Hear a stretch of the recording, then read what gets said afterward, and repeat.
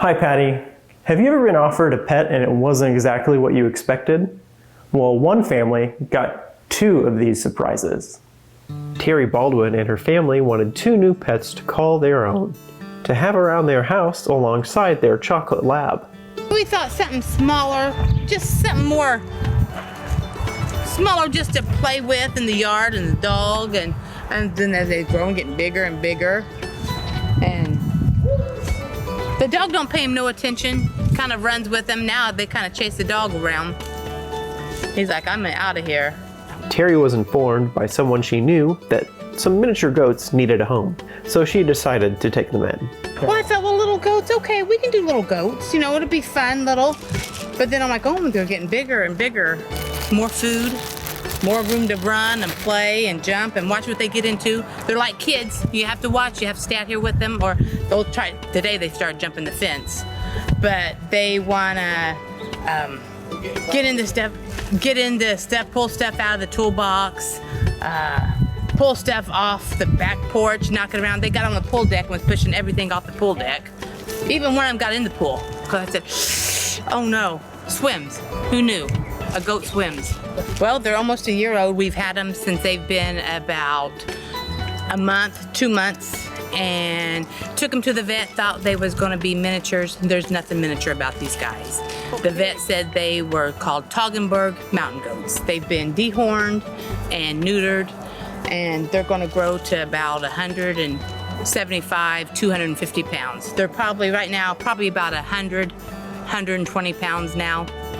And they're just like a couple little dogs. I mean, they follow you around. They want to come in the house when I go in. They'll bend down, they'll give you a kiss. They run and play, they jump. Just like dogs, they're just so much fun. Here's a brief history lesson on Toggenburg goats. They're actually the very old dairy goat originating in the Toggenburg Valley in the canton of St. Gallen, Switzerland. They are typically gray in coloration with white facial markings. These types of goats are actually very curious animals and are highly intelligent. But that brings us back to Terry's duo. They can be little troublemakers. Curly Joe is the dark-headed one. One's a little darker and one's a little lighter. And Gabe the babe. Gabe's kind of doesn't get into the trouble Curly Joe does. Curly came off the roof back before the end of summer. Last year he jumped off the roof. He's climbed on the back roof. He's climbed on the shed. If there's anything to get into, it's Curly Joe behind it. He's the one doing it. He's full of mischief. I asked Terry how she would advise other folks if they were thinking about getting goats as pets. Well, I would make sure if you got miniatures, they are miniatures.